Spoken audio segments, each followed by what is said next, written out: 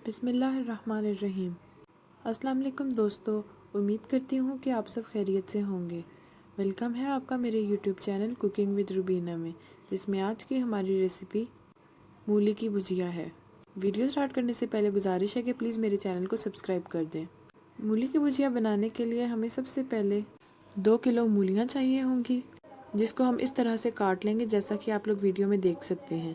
मूलियों के पत्तों को हम फेंकेंगे नहीं और उन्हें भी इस तरह से काट लेंगे।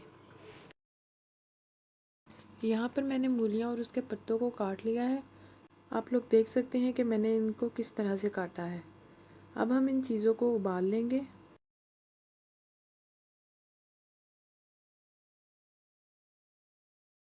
किसी बर्तन में इन मूलियों को डालेंगे और उसमें पानी डालकर उसको थोड़ी देर के लिए उबाल लेंगे। थोड़ी देर उबालने के बाद हमारी मूलियाँ बॉईल हो जाएंगी। फिर हम उसमें से उसका पानी खुश्क करेंगे और उसको अलहदा कर लेंगे। फिर इसके बाद हम इसमें कुटी हुई लाल मिर्च शामिल करेंगे 2 चम्मच। फिर इसके बाद मैंने इसमें 1 चम्मच लहसुन डाला और 1 चम्मच नमक डाला। मसाले आप लोग अपने टेस्ट के मुताबिक डाल सकते हैं। अब हम किसी बर्तन में ऑयल डालेंगे और वो बॉईल की हुई मूलियों को उसमें शामिल करेंगे और उसको पका लेंगे, फ्राई कर लेंगे। यहाँ पर हमारा मज़ेदार सा मूली की भुजिया तैयार है। अब वीडियो स्टार्ट करने से पहले गुजारिश है कि प्लीज़ मेरे चैनल को सब्सक्राइब कर दें।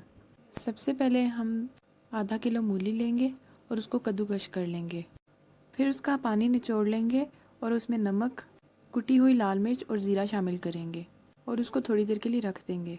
फिर उसमें हरा धनिया शामिल करके उसको मिक्स कर लेंगे। फिर हम तकरीबन 2 अदद पेड़े लेंगे और उनको बेल लेंगे।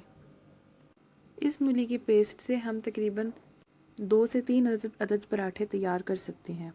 अगर आप लोग ज़्यादा पराठे बनाना चाहते हैं तो इसी क्वांटिटी को डबल कर लें। अब हम रोटी को बेल लेंगे।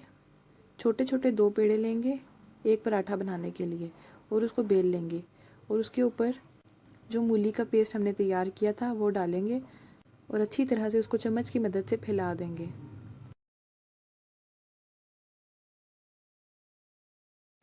फिर दूसरी रोटी को हम उसके ऊपर डालेंगे जैसा कि आप लोग वीडियो में देख सकते हैं और उसको नीचे वाली रोटी के बराबर ले आएंगे और ऊपर से हल्के हाथ से प्रेस कर लेंगे।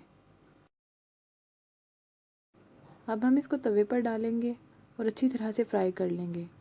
पहले एक साइड को पका लेंगे, जब वो अच्छी तरह से फ्राई हो जाएगी तो हम दूसरी साइड को पकाएंगे। यहाँ पर हमारा पराठा तैयार है। अब हम इसको सर्व करेंगे। आप इसके ऊपर मक्खन लगाकर भी इसको खा सकते हैं। मैं उम्मीद करती हूँ कि मेरी रेसिपी आपको पसंद आई होगी। अपना फीडबैक कमेंट सेक्शन में ज़रूर दीजिएगा और आखिर में गुजारिश है कि प्लीज़ मेरे चैनल को सब्सक्राइब कर दें। अपना और अपने घर वालों का ख्याल रखिएगा। अल्लाह हाफिज़।